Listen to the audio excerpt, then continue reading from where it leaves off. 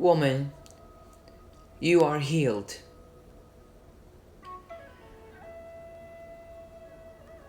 A devotional journey, especially for women, with Reverend Jetty. The power of a second chance. When Jesus has lifted up himself and saw none but the woman, he said unto her, Woman, where are those of your accusers? Has no man condemned you? She said, No man, Lord. And Jesus said unto her, Neither do I condemn you. Go and sin no more.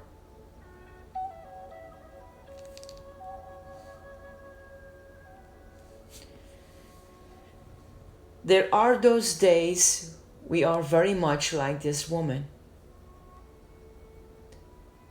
They have come into the church. Perhaps they have made strong commitments to Christ and have the very Spirit of God living within them. Yet they walk as cripples. They have been stoned and ridiculed. They may not be physically broken and bowed over, but they are wounded within. Somehow the church must find room to throw off condemnation and give life and healing.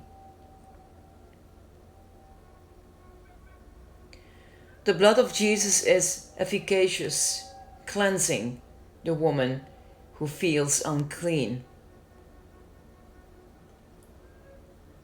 How can we reject what he has cleansed and made whole? Just as he said to the woman then, he proclaims today, Neither do I condemn you. Go and sin no more. How can the church do any less?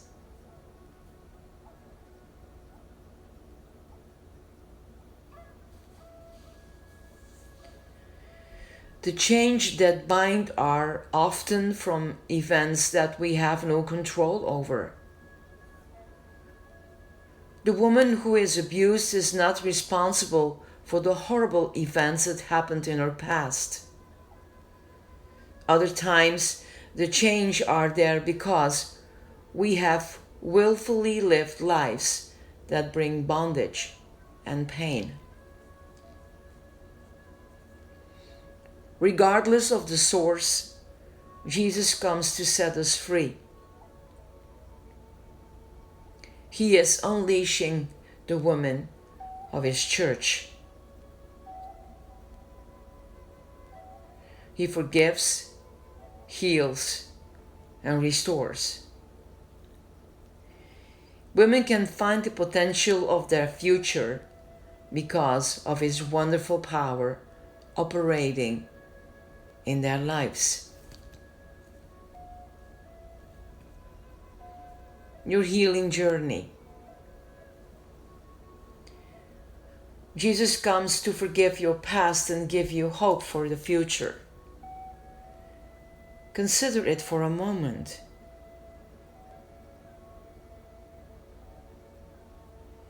You cannot move toward your future, your purpose, and your destiny with any sense of confidence if you are still plagued with the past.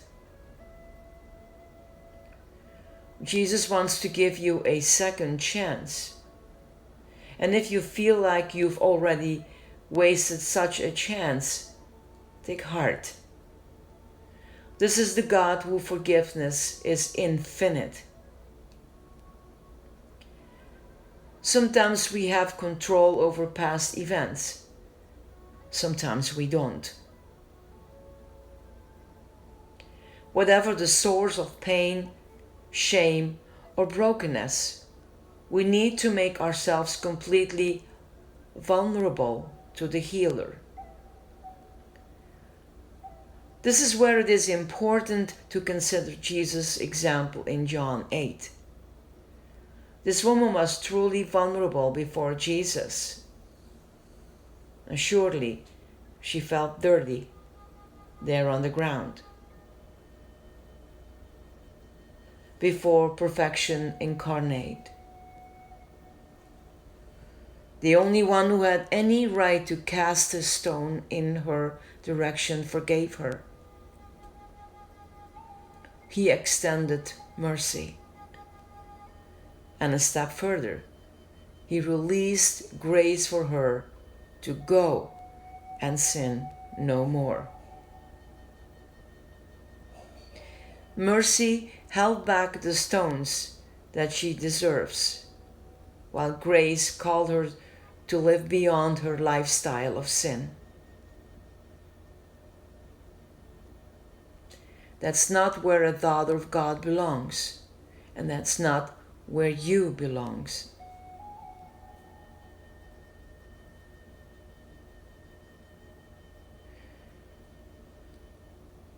Jesus did not condemn her.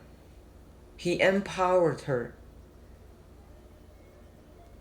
Receive his words of empowerment over you today.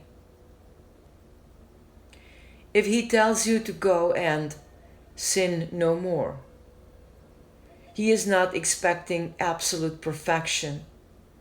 Rather, he is letting you know that life outside of your prison is possible.